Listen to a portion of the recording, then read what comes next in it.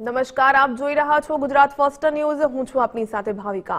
મહત્વપૂર્ણ સમાચારો પર નજર કરીએ તો સુરેન્દ્રનગરમાં ઈડીના દરોડાને લઈને સૌથી મોટા સમાચાર।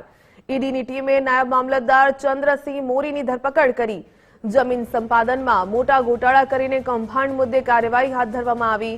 ચંદ્રસિંહ મોરીને લઈને ઈડીની ટીમ દ્વારા વિશેષ કોર્ટમાં રજૂ કરાશે। જે પ્રકારે ચંદ્રસિંહ મોરીને રજૂ કરાતા જ ઈડીની વિશેષ કોર્ટ દ્વારા ટકોર। શા માટે નજીકની મેજિસ્ટ્રેટ કોર્ટ સમક્ષ આરોપીને રજૂ ન કરાયો? કેસની ગંભીરતાને જોતા આરોપીને વિશેષ કોર્ટમાં લાવ્યા। ઈડી તરફથી જે પ્રકારે જણાવવામાં આવ્યું, વિશેષ કોર્ટે ઈડીને આરોપીની અટકાયત અંગે પ્રશ્નો પૂછાયા। ત્યારે ખંડણીની ફરિયાદમાં આરોપી સામે વાંધાજનક મટીરીયલ પણ મળી આવ્યું હોવાનું ઈડી દ્વારા કહેવાયું। વધુ વિગત મેળવીએ સંવાદદાતા કલ્પિન ત્રિવેદી પાસેથી। કલ્પિન, સુરેન્દ્રનગરમાં ઈડીના દરોડા લઈને મોટા સમાચાર। ઈડીની ટીમે નાયબ મામલતદાર ચંદ્રસિંહ મોરીની ધરપકડ કરી લીધી। આ સંદર્ભે વધુ શું વિગત?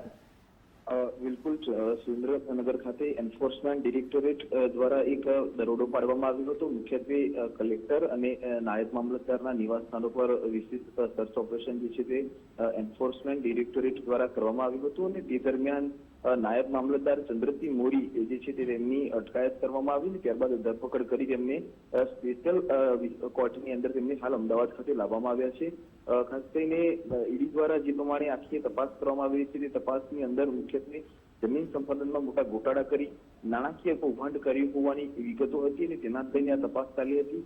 તે તપાસમાં ક્યાંક ઈડીની વાંધાજનક જે કાગળો છે તે મળ્યા અને તેને લઈને જે છે તેની સામે ગુનો છે દાખલ કર્યો છે અને ખાસ કરીને વિશેષ કોર્ટની અંદર અત્યારે સુનાવણી ચાલી રહી છે, તેના રિમાન્ડ માટેની કાર્યવાહી ચાલી રહી છે। તેમાં વિશેષ અદાલતે પણ ઈડીને એક ટકોર કરી છે કે તેમને શા માટે મેજિસ્ટ્રેટ કોર્ટ સમક્ષ નજીકની રજૂ ન કરવામાં આવ્યા। કેસની ગંભીરતાને જોતા તેમને સ્પેશિયલ કોર્ટમાં લાવવામાં આવ્યા હોય તે મતલબની ઈડી તરફથી દલીલ કરવામાં આવી છે।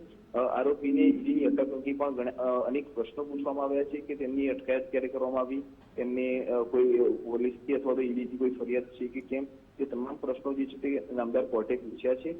મહત્વની વાત એ પણ સામે આવી રહી છે કે દિલ્હી પોલીસમાં નોંધાયેલી ખંડણીની એક ફરિયાદની તપાસમાં એક વાંધાજનક મટીરીયલ મળ્યું હતું અને ત્યારબાદ જે છે તે આખી તપાસનો ધમધમાટ આગળ વધ્યો હોવાની પણ ઈડીએ જે છે તે કબૂલાત કોર્ટ સમક્ષ કરી છે। એટલે હાલના તબક્કે કોર્ટમાં સુનાવણી ચાલી રહી છે। કોર્ટ શું કેટલા દિવસના રિમાન્ડ આપે છે વર્ષો કોઈ નજર છે, પરંતુ હાલ પ્રાથમિક તબક્કે 14 દિવસના રિમાન્ડની માંગ જે છે તે ઈડી દ્વારા કરવામાં આવશે।